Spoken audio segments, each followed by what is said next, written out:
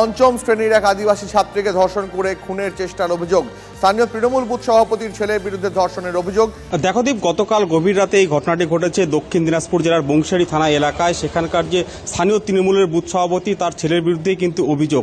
ওই এলাকার একটি ক্লাস 5-এর মেয়ে, যে আদিবাসী সম্প্রদায়ের, সে তার সঙ্গে কিন্তু এই ধর্ষণের ঘটনা ঘটে এবং 11 বছরের শিশু তাকে ধর্ষণ করে গলায় ফাঁসি লাগায় ঝুলায় রেখে। তো এর আগে 3-4টা ঘটনা এইভাবে ঘটাইছে। দুইটা বউকে নির্যাতন করছে। এর আগেও তো 3-4টা ঘটনা ঘটছে। পুলিশ ধরে নিয়ে যাওয়ার পর ছেড়ে দিল, পুলিশ কিছুই করতেছে না। তৃণমূল এবং প্রশাসন একত্রিতভাবে আর জনগণের ওপর, বিশেষ করে আদিবাসীদের মহিলাদের ওপর তারা ঝাঁপিয়ে পড়েছে। আমার মনে হচ্ছে এই সব কিছুর পিছনে আজ বলছি যেটা করার দরকার